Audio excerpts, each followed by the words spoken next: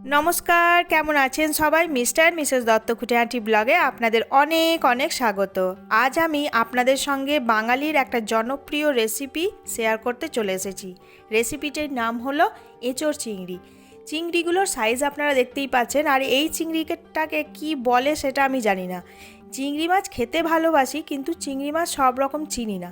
বাগদা চিংড়ি, tiger prawns এগুলো আমি অতটা বুঝতে পারি না।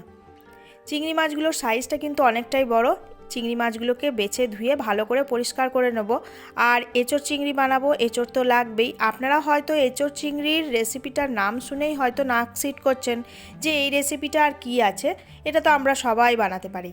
না, আজকের এই রেসিপিটার মধ্যে অনেক কিছু প্রশ্ন আপনাদের সঙ্গে শেয়ার করার আছে, মানে প্রশ্ন উত্তর অনেক কিছুই আপনাদেরকে জিজ্ঞাসা করার আছে। তার জন্য পুরো ভিডিওটা আপনারা দেখতে থাকুন। এঁচোড় আলু ভালো করে ডুমো ডুমো করে কেটে নিয়েছি, পেঁয়াজ ঝিরিঝিরি করে কেটে নিয়েছি, টমেটো কাঁচা লঙ্কা নিয়েছি। আর এগুলো কি বলুন তো, এগুলো হচ্ছে এঁচোড়ের ভুতি। এটা দিয়েও কিন্তু একটা রেসিপি বানানো হয়।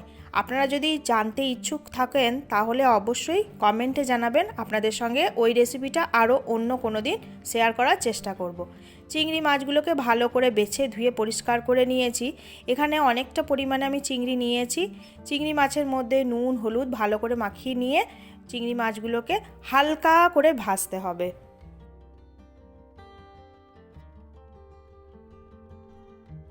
নুন হলুদ ভালো করে চিংড়ি মাছের সঙ্গে মাখানো হয়ে গেছে। গ্যাস ওভেনের মধ্যে অনেকটা বড় সাইজের একটা জায়গা বসিয়ে দিয়েছি, তার মধ্যে দিয়ে দিয়েছি সর্ষের তেল।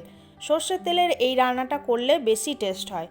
চিংড়ি মাছগুলোকে দিয়ে দিলাম, হালকা করে ভাজবো। চিংড়ি মাছ বেশি ভাজলে একটু শক্ত হয়ে যায়, তাই হালকা করে উল্টে পাল্টে দিলেই চিংড়ি মাছগুলো কিন্তু নিমেষেই ভাজা হয়ে যাবে।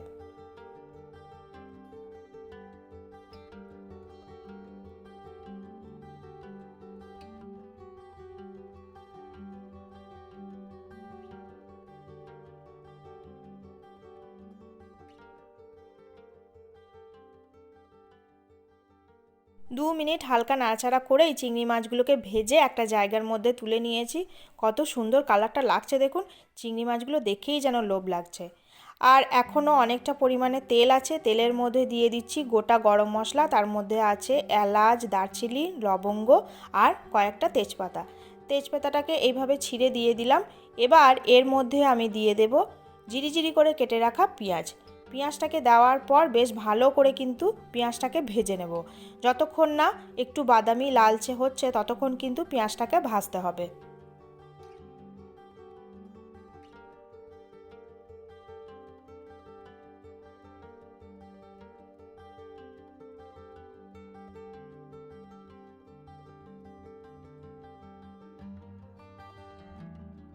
পেঁয়াজটাকে বেশ লাল বাদামি করে ভেজে নিয়েছি।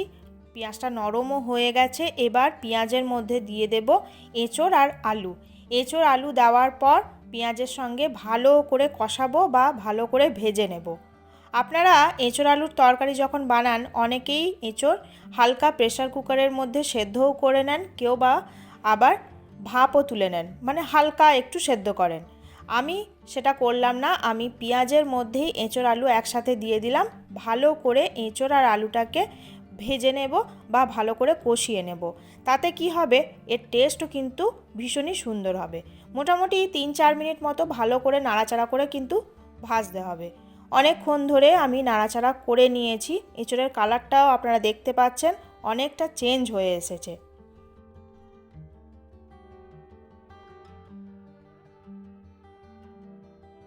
এঁচোড় আর আলু পেঁয়াজের সঙ্গে ভালো করে ভাজা হয়ে গেছে। তার মধ্যে আমি দিয়ে দিচ্ছি আদা রসুনের পেস্ট। আদা রসুনের পেস্ট এখানে আমি দিয়ে দিচ্ছি 2 চামচ মতো।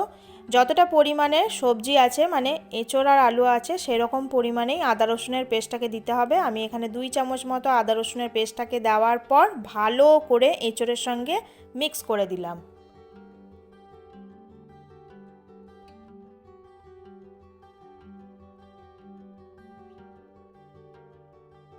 এবার একে একে গুঁড়ো মশলাগুলো দিতে হবে। প্রথমেই আমি দিয়ে দিচ্ছি স্বাদ মতো নুন,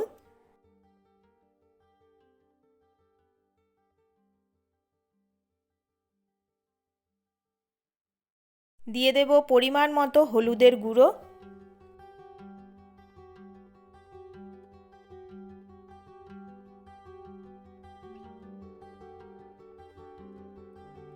আর দিয়ে দিলাম পরিমাণ মতো কাশ্মীরি রেড চিলি পাউডার। এই কাশ্মীরি রেড চিলি পাউডারটা দিলে কালারটা কিন্তু একদম মাংসের মতো হয়ে যাবে। আর দিয়ে দিচ্ছি কেটে রাখা টমেটো আর কাঁচা লঙ্কা। সব কিছু এবার ভালো করে কষাবো, মোটামুটি 4-5 মিনিট মতো তো ভালো করে কষাতেই হবে।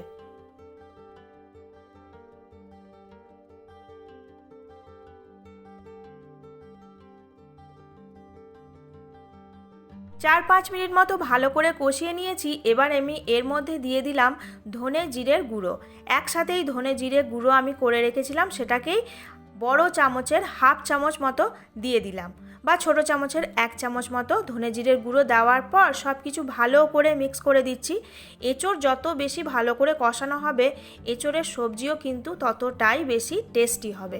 তাই আপনারা যখন বাড়িতে বানাবেন এটাকে বেশি করে কষিয়ে কষিয়ে রাঁধতে হবে, তবেই এর টেস্ট পাওয়া যাবে। ভালো করে মোটামুটি অনেকক্ষণ ধরে কষানো হয়ে গেছে। এবার আমি এই সবজির মধ্যে দিয়ে দেব গরম জল। আপনারা যখন বাড়িতে বানাবেন এঁচোড়ের সবজি, তখন অবশ্যই এঁচোড়ের তরকারির মধ্যে বা সবজির মধ্যে উষ্ণ গরম জল দেওয়ার চেষ্টা করবেন। গরম জল দিয়ে ভালো করে সব কিছু আবারও মিক্স করে দিচ্ছি। মিক্স করে দিয়ে এটাকে ঢাকা দিয়ে মোটামুটি 10 মিনিটের জন্য সেদ্ধ হতে দিতে হবে। এঁচোড়টা যেহেতু কাঁচাই আমি ভালো করে কষিয়েছি, তাই এটাকে মোটামুটি 10 মিনিট তো টাইম লাগবেই। এটাকে ঢাকা দিয়ে 10 মিনিটের জন্য এখন নিশ্চিন্তে অন্য কোনো কাজ করে নেওয়া যেতে পারে। তাই এটাকে ঢাকা দিয়ে এখন চলুন 10 মিনিট পরে আসছি।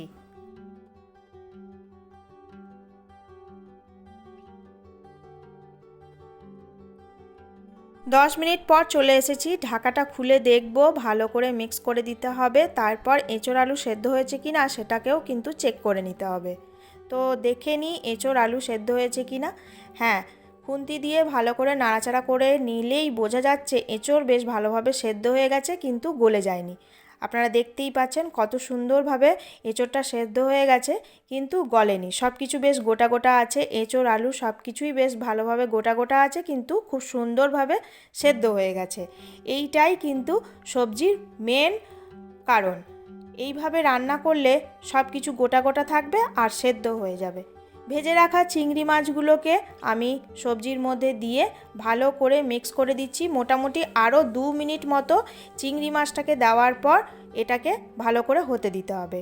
যেহেতু বাঙালি রান্না, তাই এর মধ্যে অল্প পরিমাণে স্বাদের জন্য একটুখানি চিনি দিয়ে দিলাম।